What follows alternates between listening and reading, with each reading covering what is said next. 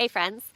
So it's the beginning of June and I was just thinking it's amazing how much the garden changes this time of year in just a couple days, especially when you get a little bit of rain or a nice sunny day. This is the time of year when the garden is really taking off. Now, my family just got back from camping. We were camping last weekend and we actually got back, not yesterday, we got back the night before. And I wanted to film a quick little garden update yesterday, but it was cold and rainy all day, so I didn't get a chance to. So today, I just wanted to show you guys a few of the things that have changed in just the past couple days since we've been gone. I'm not going to do a full garden tour today because I'm planning to film one of those really soon, within the next few days or so. I think I'll be filming a full garden tour. But I just wanted to show you guys a couple things that I found that were not here when we left for camping a couple days ago. So one of the first things I noticed when I came home was that all my peas are flowering. I was so excited to see that. Peas are one of those plants that seem to take forever to germinate, and then they seem to take forever to grow, and you feel like you're never really going to get peas. But then it happens so fast all at once. All of a sudden they flower, and then when they flower, it's really just seems like just a couple days until you get peas. So when we left for our camping trip, we noticed the first pea flower. And now, as you can see, my peas are completely covered with flowers, and it'll really just be a couple days before we have peas. You can see right here, this is the first little pea pod that I found, and that's just forming. Cute little baby pea pod there. So the garlic has been growing really abundantly and looking really big and healthy for quite a while now. But when we got back from camping, I noticed a new development. So you can see that these garlic scapes are starting to form now. So we've got lots of garlic scapes throughout this garlic patch. So a garlic scape is basically garlic's version of a flower. That's one of the ways that a garlic plant would propagate itself.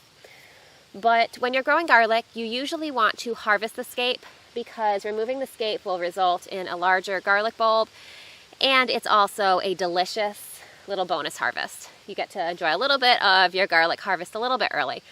So these scapes aren't quite ready to harvest yet, but some of them are getting pretty close. So I'm going to keep an eye on them, and I'll be harvesting the first of the scapes probably within just a couple days. So people have a lot of different opinions about the ideal time to harvest garlic scapes.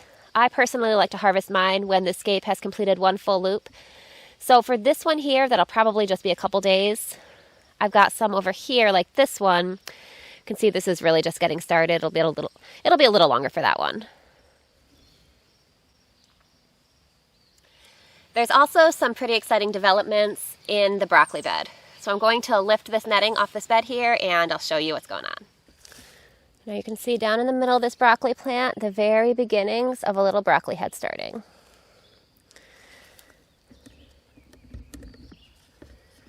Down here, let's see.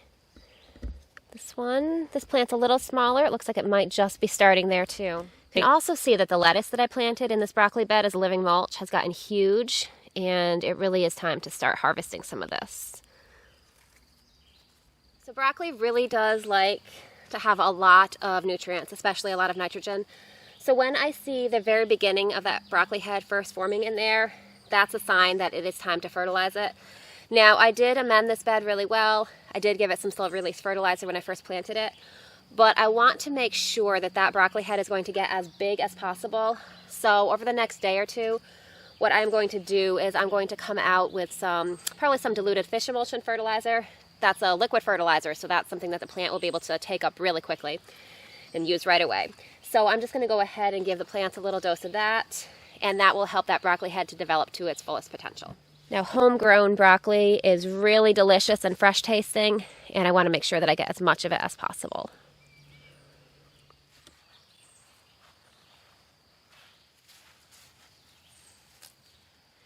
Now you can see right before we left, I did get all my peppers planted. So I've got the front half of this bed, and then across the walkway, the front half of this bed too is all planted in peppers. So I wanted to make sure that I got the peppers planted in the ground before I left. So I planted them a few days before I left because I knew we were going to be gone for a couple days, and it was supposed to be pretty hot over those days. So I figured my peppers would have a better chance at surviving while not getting dehydrated if they were in the ground instead of being in their little seedling pots out on my deck.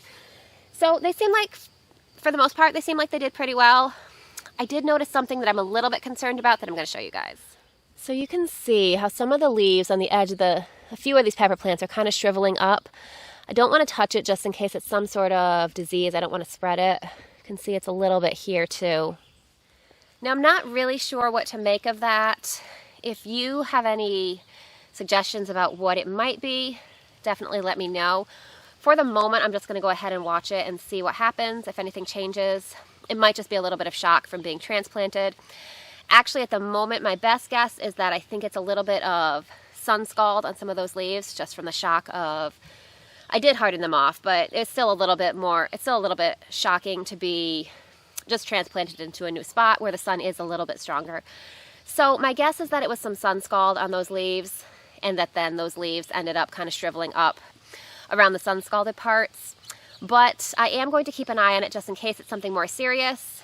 Hopefully it's nothing that's going to require any kind of intervention on my part.